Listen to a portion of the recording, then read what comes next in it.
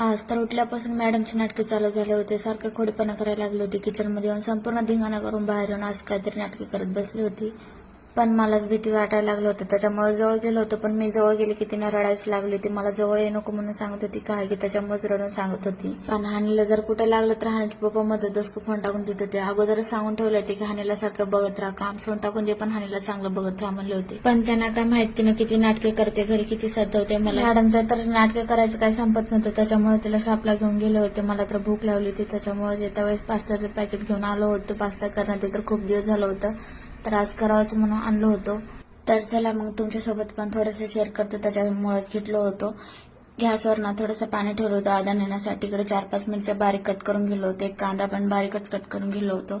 त्याच्यानंतर छोटंसं कांदा घेतलं होतं, ते पण बारीकच कट करून घेतलं होतं. त्याच्यानंतर पाण्याला आदान आलं होतं. लगेच पास्ता टाकून 2 मिनिटांनंतर त्याला वतून ठेवून घेतलं होतं. मग लगेच गॅसवर कढई ठेवून त्याच्यामध्ये 1.5 माप तेल टाकलं होतं.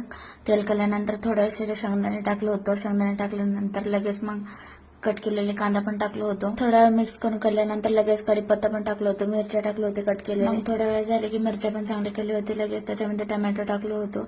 टोमॅटो टाकल्यानंतर थोडंसं मीठ टाकून ठेवलं होतं चांगलं मिक्स करून. मग आता टोमॅटो विघरण्यासाठी थोडा वेळ झाकून ठेवलं होतं. मग लगेच शिजल्यानंतर त्याला काढून चांगलं मिक्स करून त्याच्यानंतर त्याच्यामध्ये आपल्याला लागलं तेवढं मीठ टाकून घेतलं होतं. सगळं मीठ ते टाकून चांगलं परतून घेणं झालं की आता राहिलेले पास्ता त्याला टाकून त्याला चांगलं 5-10 मिनिटं तर चांगलं परतून घेत राहायचं.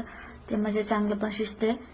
पास्ता तर झालं होतं. तर मला तर लय भूक लागली होती. सकाळपासून काहीच खाल्लं नव्हतं. त्याच्यामुळे अगोदर प्लेटमध्ये पास्ता घेतलं होतं. मग काय लगेच खायला बसलो होतं. पास्ता तर मला खूप जास्त आवडला होता. टेस्ट पण झाला होता. मग काय संध्याकाळी हानीला मस्तपैकी नवीन ड्रेस टाकून बाहेर बसू गेला होता. हे ना ड्रेस मी तिला 4 महिन्यात असता वेळेस गेलो होते. त्याचे फोटो काढायचे होते, त्याच्यासाठीच घेतलो होतो. तेव्हापासून तर तिला लेव घालून होतं. तेच मग आठवण आलं होतं. त्याच्यासाठी तिला आज लेव घाललो होतो. आणि आता 1 वर्षाची व्हायला लागली तरी पण तिच्या लहानपणीची सगळ्या आठवणी जपून ठेवायला आवडते.